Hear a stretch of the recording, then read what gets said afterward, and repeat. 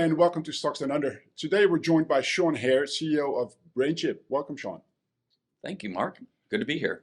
A lot of people know who Brainchip is, what Brainchip is. There's a lot of people, believe it or not, that still don't know who Brainchip is and what you guys do. Can you talk for those people just a little bit about the company and what you're focused on? Sure.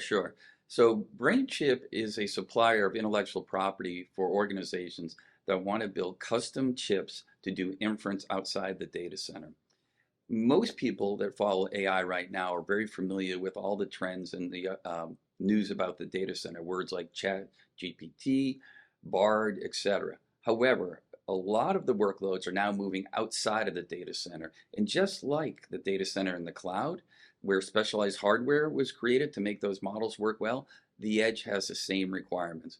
So what Brainchip does is we supply intellectual property for companies that are going to build custom chips to do that inference outside the data center, something we call the edge.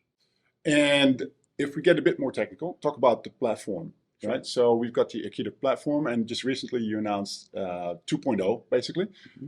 Talk us through what that means, what the differences are with the initial platform, and how we should think of Akida, well, the platform 2.0. Sure. And I won't make this too technical, but I'll keep it in investor terms. So Generation was and is a world-class product in terms of functionality and robustness. However, when I got here, we took a close look at it. We realized that while as good as it was very narrow in its use case. And if you're building a commercial engine on top of technology, you want to make sure that the technology can address many use cases. So with Generation 2, now we can address more verticals, more use cases, which of course creates opportunity to create more engagement. So that's the real big difference. Also too, as a good learning organization, we learned a lot from our customer engagements. While Generation 1 was and is world-class, there's some things that it didn't have that the market wanted. As an example, we believe strongly that 4-bit, we don't lose accuracy, and we can prove that. However, many models are written 8-bit. So now in Generation 2, we support 8-bit as well as 4, 2, and 1. The market also wanted something called long-range skip connections, which are now in Generation 2. The market required some things to support models created in PyTorch, and we support that. So you can see two vectors primarily in the difference between Generation 1 and Generation 2, which says the following, which is more use cases, which creates more opportunity to engage, and to make it a little more aligned with some of the expectations of the market.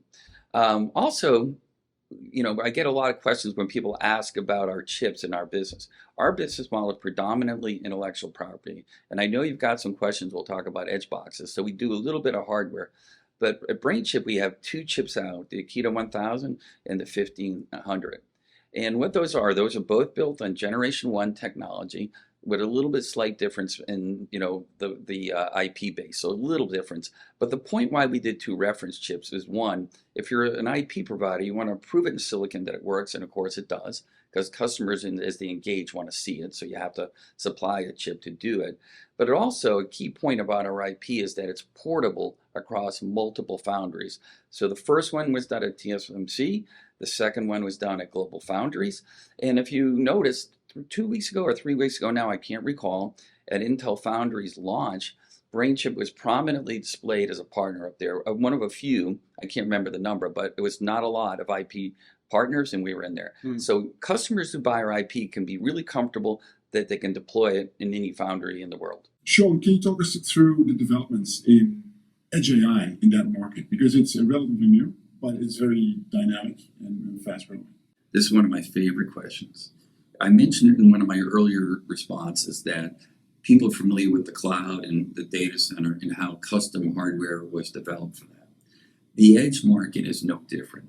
And what we're seeing at a very accelerated rate is a movement of workloads out of the data center to the edge, outside the edge. Not unlike every other compute model we've ever seen. We always start centralized, and then we decentralize, and we find the right tool, the right job, and get to this balance kind of between the edge and a centralized model. AI is no different. So the edge market is still relatively new and forming, and that is exactly where we participate. It's an underserved market, and one that the attributes for our product are uniquely suited for, where you can do exceptionally low power and exceptionally high performance, and deploy it in a very versatile kind of form factor, meaning with IP, build the most powerful large chips or the smallest power sipping chips. It's the perfect market for Brainchip. It's almost 2 years ago that you started at Brainchip, and I remember one of your first orders or points of business was sort of look at the product, at the business development side of things. Can you talk about what you've done in the meantime and how that has shaped your business development pipeline? Sure. Well, we just talked about the technology, right? When I came here, we looked hard at technology. We put a lot of energy in moving it to that point. And by the way, we are never done with our technology. We're always going to research, right, and develop. We're always going to push because the market doesn't stand still. Around the business development side, there's a lot to talk about there. When I came, our sales organization was quite small. Our marketing organization was very, very small. And since then, we've now built a complete go-to-market system with a complete marketing organization, a world-class CMO, a sales force now that goes around the world. We have representatives in Asia, in Europe, in North America, Israel. We have a very robust ecosystem partner, so now a partnership program. So you can see a lot of work to build that commercial engine, and now we have the platform as well to take advantage of that commercial engine. Right. Okay, and so looking at opportunities, business opportunities, you've been working with Mercedes, with ARM for a while. What do these companies need to see in terms of functionality, in terms of, I don't know, some sort of potential technical improvement qualification in order for them to pull the trigger on commercial deals and revenue generating deals? Yeah. So I think the way I look at that is there's different types of relationships in business, right? And ARM is a really good example of a partnership. And we're not in that to, quote, sell a license in that. It's a partnership. When people build chips, they're going to need a processor in it as well. And so we want to ensure that our IP works well with their processors. So it's important that we work closely, we understand, we try, we document and test and things like that. So that's what that type of relationship. You mentioned Mercedes, of course, that is one of our early adopters as well. And of course, I'm not allowed to comment on the progress of that engagement or any engagement in great details because of our NDA. Mm-hmm. But those processes are long. But let me take the heart of your question. What do people need to see in the end, right? And of course, what they want to do is the things I talked about, which is they build hardware to run their models well. And so a typical engagement with Brainchip is they supply us with a list of models. We run them in a simulator. We give them a piece of hardware and or our simulator. They validate that. And when they get the performance, which we know they'll get against the competition, that's when they make a decision on their IP. Now that process, which took me a total of 40 seconds to articulate, takes several months, maybe up to a year. Right, okay. So I'll come back to that at the final question, when what people have to look forward to in 2024. But before we do that, I saw the announcement about the EdgeBoox. You mentioned it already. Mm-hmm. Talk us through what the EdgeBoox is, why you launched it, and what it helps people or developers do. Sure. So the EdgeBoox, let me start by offering something that I think should be really clear to our viewers. We are not going to build boxes ourselves. We're going to work with system integrator partners. So we are working with partners on the EdgeBoox. And what that box is going to be commercially grade. First of all, we've had boxes in the past which were more for evaluation of our IP.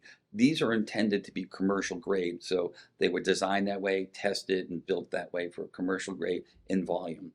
And they're going to come loaded with certain use cases on them, and we're still determining the final, but it'll be a plug and play. But the most logical ones we know right now are surveillance and security, mm-hmm. for sure, and there'll be others as well. I'm meeting with a customer at lunchtime today, which would be possible for that opportunity, and that'll be a specific application. But the way the box will be, it certainly will be very easy to load additional models on there and additional applications as well. So the goal is with our system integrator partners to sell them in volume through their partners. That's their business model. They build them, they sell them in volume to other enterprise companies. We will put them up on our websites for people to buy in smaller volumes, but we're really going to direct a lot of that business to our system integrator partners. Right, okay. And so that could potentially generate revenues this year. Absolutely. Right. Yeah. Now, let me make another comment about that because I think it's really important. It could generate revenues here, but that is not what we're going to change. We're not going to shift the company because I think it's really important people understand. we believe strong in the IP business model is the right business model for this company. This is an augmentation. That's the way I would look at it. If you're an investor in Brainchip, you're going to have the IP business model to get your economic return, which we believe is going to be superior in the long run. But in the short term, you're going to have an augmentation with the hardware. The other part of that hardware business for us, we know it actually, that it's going to generate more demand for RP, because when people see more use cases in the field, they start to say, okay, this is interesting. Now I'll engage and build a custom chip over time. Once they see it in the hardware box, they're like, now I want to build my own piece of silicon. All right, and then this morning, this is really interesting. Today's the 5th of March. This morning, you announced that Brainchip is going into space. And that is very much in a nutshell sort of summary of that. But talk us through what's going on. What's the deal with this company? Yeah. And what's the specific purpose of doing this? Sure. So we're very excited about today's news, and I would also say, please stay tuned. I think there'll be other things that we're excited about as well coming in this kind of vertical around space. So what today's announcement was including our technology in a low orbit launch in there, and it'll be part of something called the ANT-61 brain, and in there it's going to support some of the vision applications done in space. So we're very, very excited about this to prove it out there, and they're a wonderful partner to work with. All right, good stuff. So yeah, we'll definitely keep an eye out for that one. It's really interesting. Moving to sort of financials a little bit more. Yeah. Talk us through your expected funding requirements through to sort of self-sufficiency in terms of cash flow. If you have what your views are on that runway and your strategy in that sense. Yeah, like any business, of course, we have a view and a timeline till we're self-sufficient. In the meantime, we will, of course, raise capital as needed to do that, and we're looking at and keeping all of our options open. And then, is there a potential for a listing on NASDAQ? Is a question we get a lot. As the leader of this company and a member of the board, of course, I have an obligation to keep those conversations open and look at all possibilities at all time. But let me state something very, very clear to our listeners. We are very happy to be on the ASX. We're very thankful for the support of our shareholders here, and this is a wonderful environment for us. So we're very happy to be here on the ASX. All right. Last question, Sean, and we spoke about it a little bit already, but what do investors have to look forward to in 2024 in terms of potentially new deals, revenue generation, that sort of thing? Sure. So, we talked, I think it was the first question or the second question here. A lot of work was going on in building in 23, building up a sales force, building a new product, building a marketing engine here. We're now at that point where we can take full advantage of that in here. So we have absolutely higher expectations on our performance in 24 than we did in 23. Okay. So can I translate that into, there's potentially some good deals coming then? And of course, it's hard for you to say. Of course, it's Let hard me just speculate on that. Yeah, it's hard to say, but I think it's important what I say all the time, and I will say it here for the audience today.